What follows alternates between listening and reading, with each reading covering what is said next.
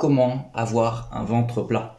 Dans cette vidéo, je vais m'adresser aux personnes qui sont déjà plutôt sèches et qui n'ont pas 3 tonnes de gras au niveau du ventre. Si c'est votre cas, je vous laisse aller voir cette vidéo-là. Donc, si vous avez le ventre qui ressort malgré votre faible masse grasse, vous êtes à moins de 15% de masse grasse pour un homme ou je sais pas 22-23% pour une femme, ça peut être dû à plusieurs facteurs et on va les voir un par un. Donc, premier cas, le cas où vous avez le ventre qui ressort après les repas. À chaque fois que vous mangez, vous avez le ventre qui ressort dès que vous êtes en digestion après. Donc ce qui se passe, c'est que vous mangez en fait des aliments que votre corps n'arrive pas à assimiler correctement. Les aliments que vous mangez libèrent énormément de gaz et vous gonflent le ventre. Vous avez énormément d'air dans vos intestins et ça fait ressortir votre ventre. Pourquoi ça fait ça? Parce que vous avez des aliments qui sont en train de fermenter dans vos intestins. Alors bien que ce soit pas la fin du monde, c'est quand même pas terrible parce que si vous avez des aliments qui fermentent dans vos intestins, ça veut dire que vous avez une libération d'endotoxines et donc une inflammation qui est en train de se créer. C'est pas terrible pour être en super santé et donc je conseillerais d'éviter tous les aliments qui font ça. Et quels aliments vous créez des ballonnements et vous créez énormément de gaz dans vos intestins? Ça va être la plupart des végétaux. Moi par exemple, je sais que les haricots verts et les lentilles, je ne les digère pas, mais pas du tout. À chaque fois que je mange, j'ai des problèmes de digestion après, j'ai mal au ventre, je suis ballonné. Alors du coup, vous savez que je mange plus aucun végétaux moi, mais éliminez les végétaux qui vous ballonnent, qui vous font avoir des gaz. Éliminez-les.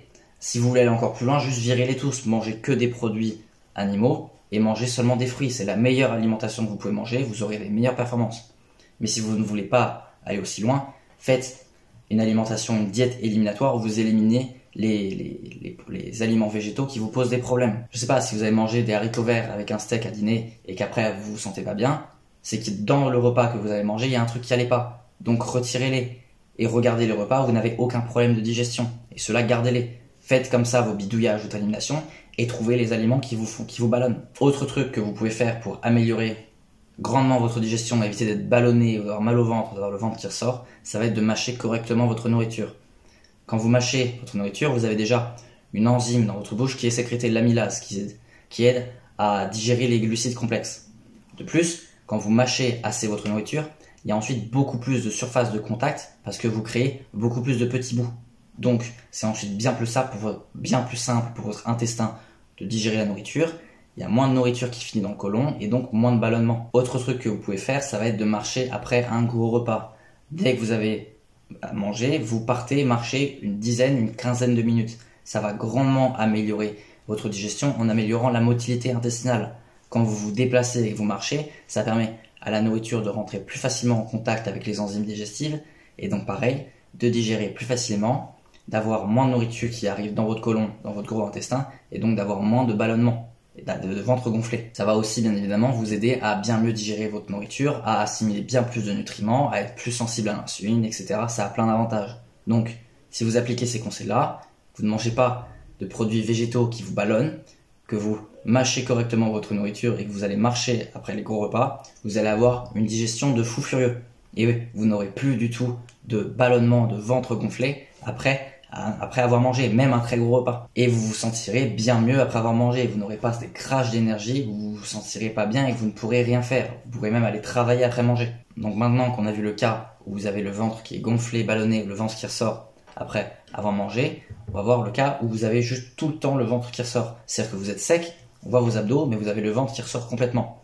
Et là, ça, c'est dû à un désir, à une faiblesse musculaire, une faiblesse des transverses. Ce sont vos muscles abdominaux internes. Ils ne sont juste pas assez renforcés, pas assez forts, et ils ne peuvent pas retenir vos intestins assez en place. Et du coup, vous avez le ventre qui ressort.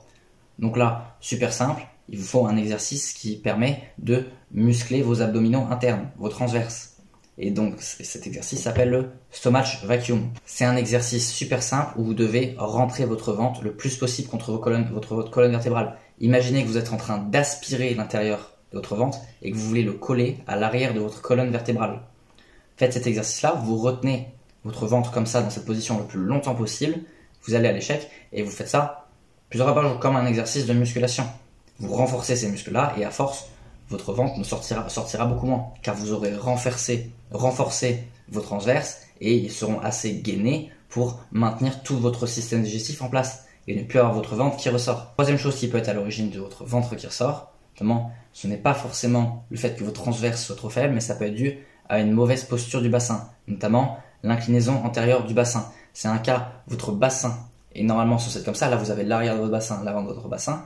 Dans le cas de l'inclinaison antérieure du bassin, votre bassin est comme ça.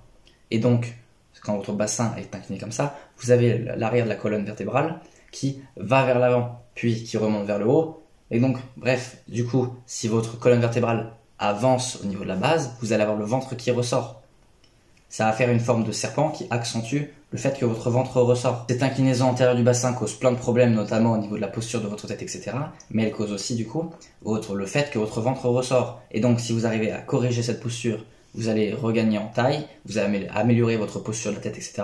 Mais vous allez aussi avoir un ventre qui se tient beaucoup plus et qui ressort beaucoup moins de votre corps. Et donc le meilleur exercice pour corriger cette inclinaison antérieure du bassin qui est due à des déséquilibres musculaires, ça va être les sprints. Pratiquez des sprints 3 fois par semaine. À chaque fois, vous faites une série de 6 sprints, 15 secondes de sprint avec 1 minute de pause, x 6, ça vous prend une dizaine de minutes 3 fois par semaine.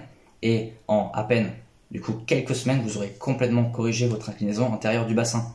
Et vous n'aurez plus ce ventre qui ressort si c'était la cause de vos problèmes. Et en plus, essayez de pratiquer une posture neutre de votre bassin H24. Vous savez, c'est quand vous rentrez votre bassin. Imaginez votre bassin comme un espèce de flotteur. Il est trop incliné vers l'avant si vous avez l'inclinaison antérieure du bassin. Et rentrez-le vers l'avant. Faites en sorte qu'il soit plat. Maintenez cette position le plus longtemps possible quand vous êtes assis ou debout. Et ça va aussi aider à le corriger, en plus des sprints.